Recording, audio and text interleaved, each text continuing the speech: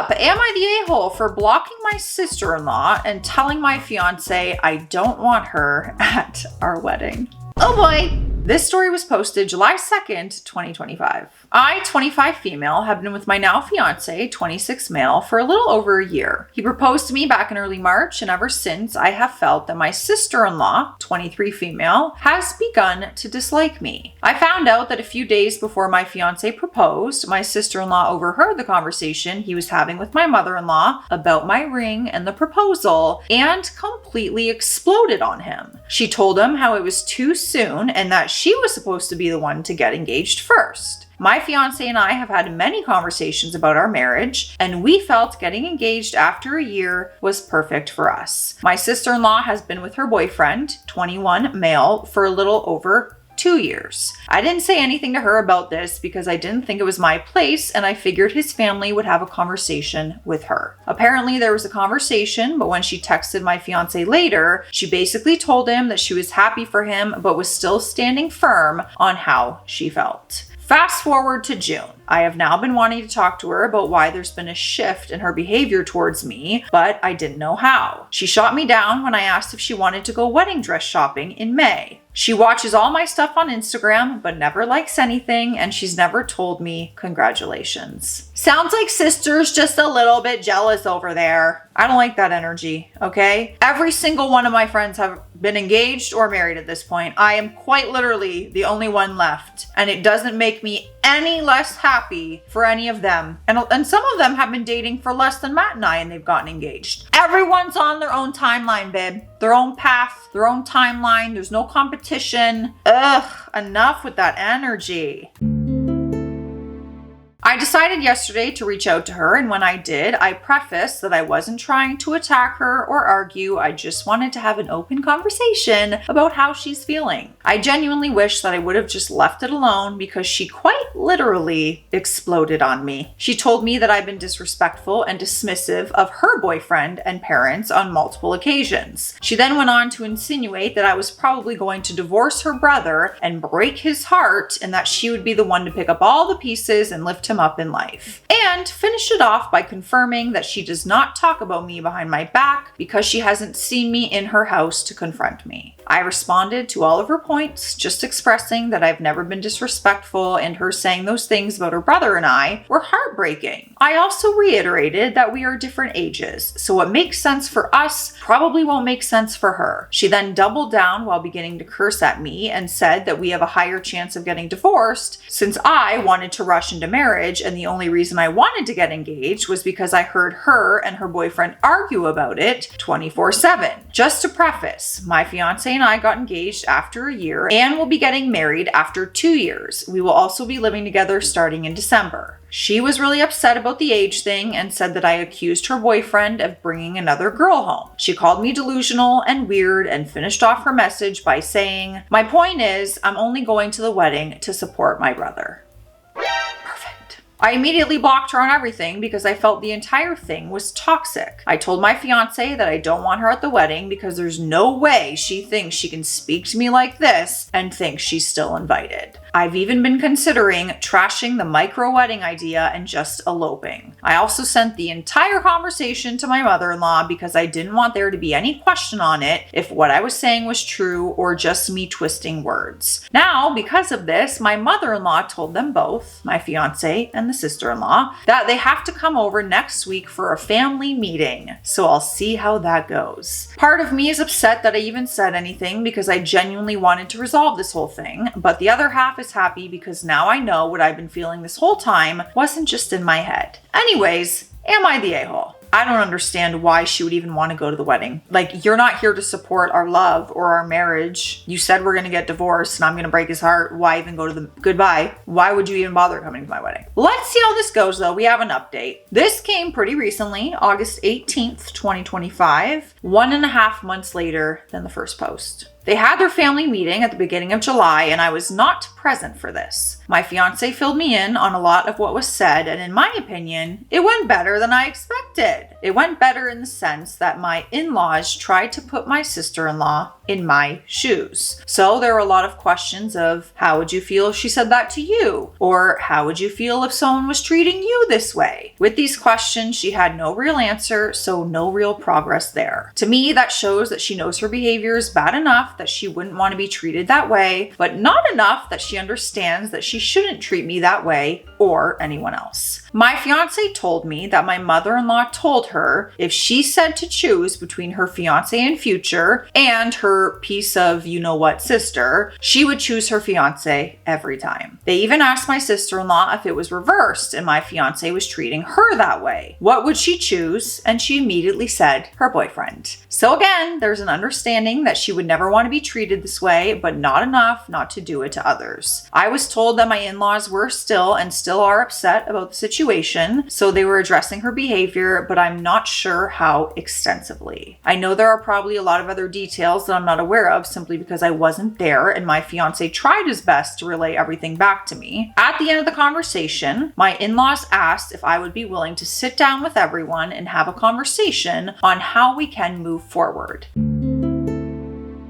Initially, I was extremely hesitant. This was a sign, but eventually I decided it could possibly be a good thing and we could potentially move forward, although I was still standing firm on I'm not wanting her at the wedding. My sister-in-law wanted to wait until her boyfriend got back, so we had to wait for that. Fast forward to last Thursday. My fiance told me that my sister-in-law texted him saying that we're having lunch on Sunday, yesterday, and that everyone was invited. I told my fiance that although I was pretty nervous about the whole thing, I was willing to go because I genuinely just want this whole thing to be done. It has taken a lot out of me emotionally and mentally, and so I was ready just to find a way to move forward. So we got there, my fiance and sister-in-law's shared apartment, and I will admit, it was awkward. I felt like I was going to throw up before we even walked in from the anxiety, so I was not having a good time. I spoke to everyone and hugged my in-laws, but I didn't speak to my sister-in-law, mainly because I didn't know if she was taking it poorly, and I also didn't really want to, which is fair. My sister-in-law's boyfriend, who's an absolute angel, cooked lunch, which was really nice, and so for a bit things were calm and I was getting a little more relaxed, but not 100%. After lunch was when the talk and meeting started.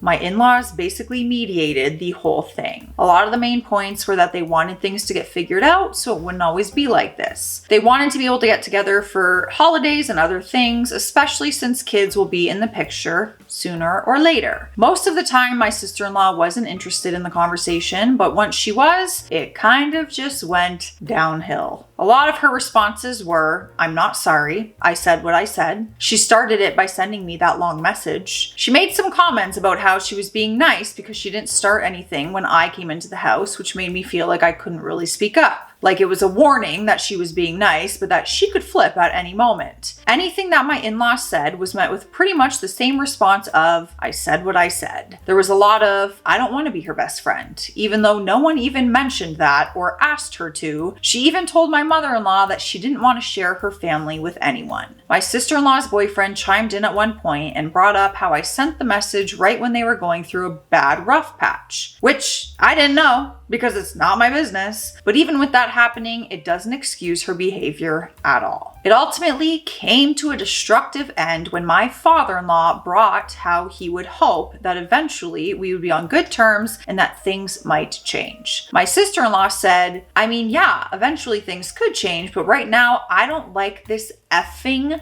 bitch. Please don't hold back. I can't even tell what everyone said after that because I was in full-blown panic mode and had tunnel vision. I do remember my mother-in-law saying, wow, and then sister-in-law's name, but that's about it. I left and went into my fiance's bedroom because I had just reached my limit and I cried. After that, my fiance and sister-in-law got into a screaming match that I could hear my in-laws chiming in on, but then my sister-in-law started crying. I found out later this was because she felt like everyone was attacking her. My fiance eventually came in to check on me and told me that we could leave. He just wanted me to take a moment to breathe and catch my breath. We talked for a bit and then my mother-in-law asked to come in. She profusely apologized to me me, and although it's her daughter, she's still technically a grown woman and is responsible for her own actions. I explained to her that I don't know that I've done something wrong unless it's communicated to me, and the only reason I really knew that I had done something was because I texted her trying to communicate and it was taken poorly. I said that I had no ill will whatsoever with sending the message, although I do understand how some things could have been taken negatively or as a dig on her end.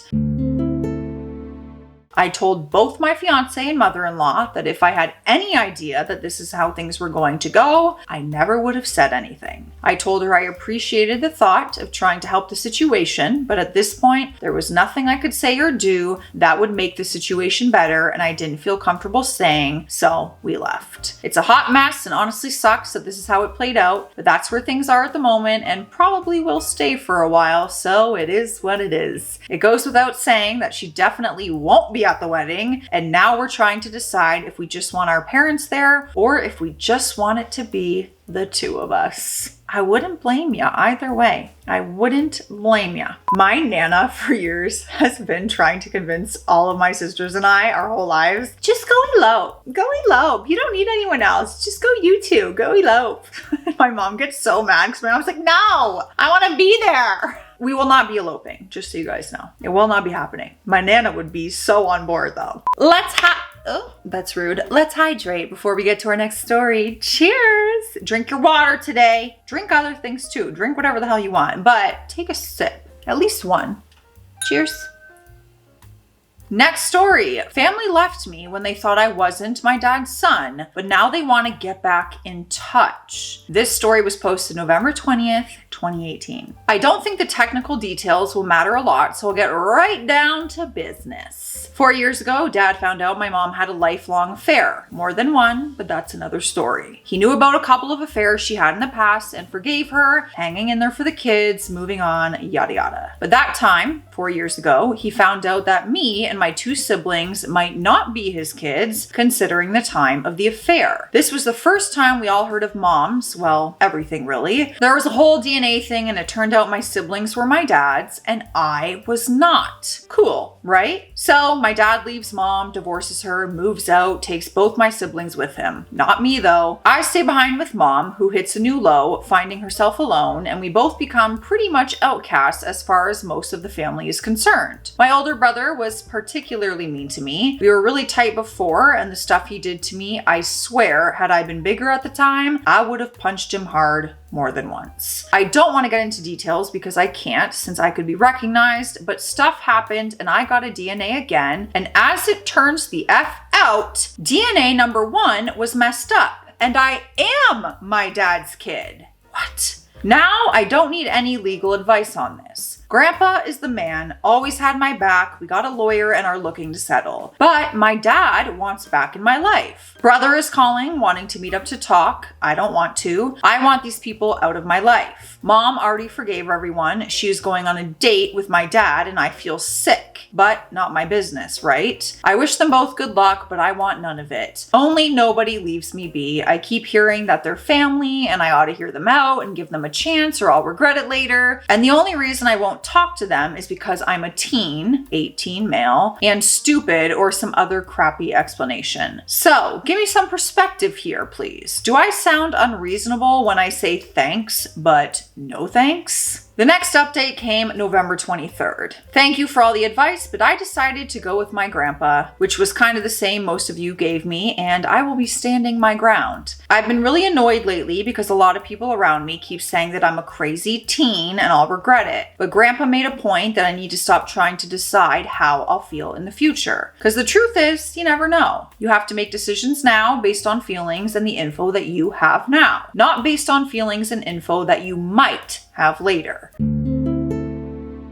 Right now, I'm disgusted by my dad and brother. I want nothing to do with them. I don't trust them, and I even think there's a chance they might be doing this, reaching out, just for optics and money. If my feelings change, I will deal with them when they do. I'll cross that bridge when I get to it and all. I wasn't really going to post an update on this because I don't see the point. My story is kind of over, but something happened yesterday and I wanted to share. I will be moving to another city soon and I decided to change my number. Grandpa is the only one who will be having the new one. I asked him not to share it and I know he won't. He is a retired cop, so he's really badass and has zero patience for BS, so I know my new number is safe. He called my mom and told her that from now on, if anyone wanted to reach me, they would have to go through him. So mom showed up at his place, I've been living with him for a while, and tried to talk to me. But grandpa says that she has to talk to him first so that he can decide whether she's allowed to talk to me or not. So mom goes insane and starts telling him that it's none of his business and that this is between me and my dad. So grandpa goes something like, if anybody shows up on my lawn to disturb the boy, I'll get the cops, a restraining order, and a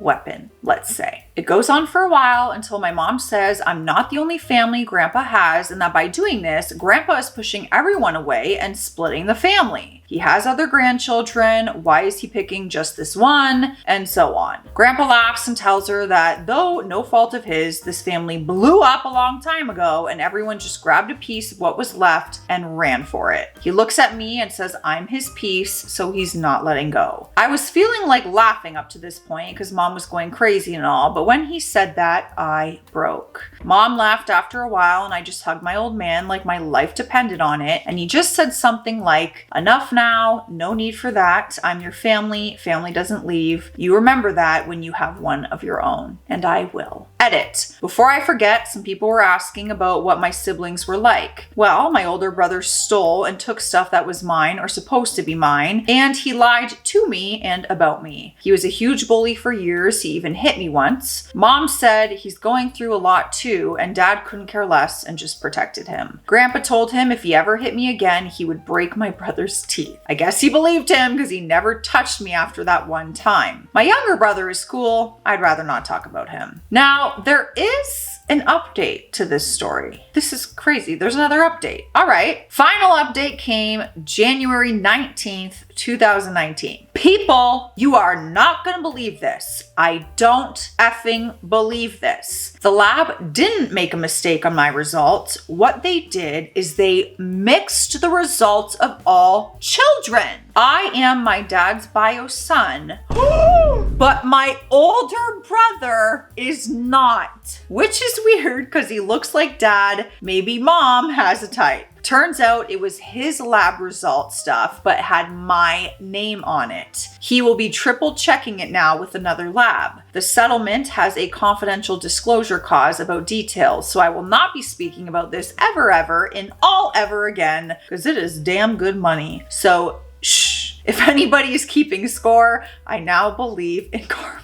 Okay, yeah, shh, you literally disclosed everything already on the internet. But yeah, shh, don't tell anyone. Wild. I was not expecting that plot twist at the end. There was already a twist in the story that you were your bio's dad. And now your older brother. I don't wish this upon anyone though. Going back and forth of, are you really my dad? Is this my child? That would mess with you so hard. Next up.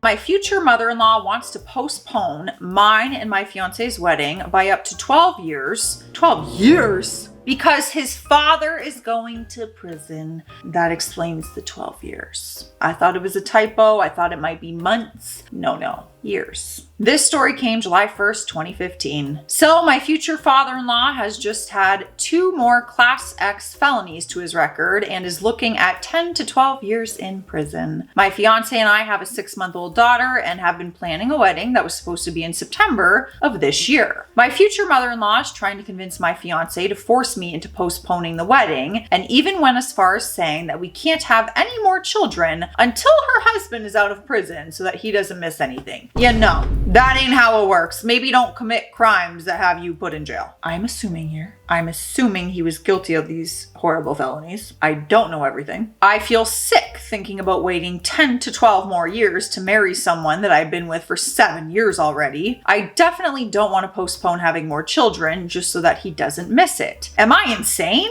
I mean, my daughter could be 12 by the time she sees him again, and I'm not waiting 12 more years to grow our family. We already have a venue, my dress, invitations have been sent. I have family flying into town. I may be selfish here, but I just don't feel as though we should be punished just because his father decided to be a criminal was more important than watching his first granddaughter grow up and watching his only son get married. I just feel as though he should have been thinking of his family.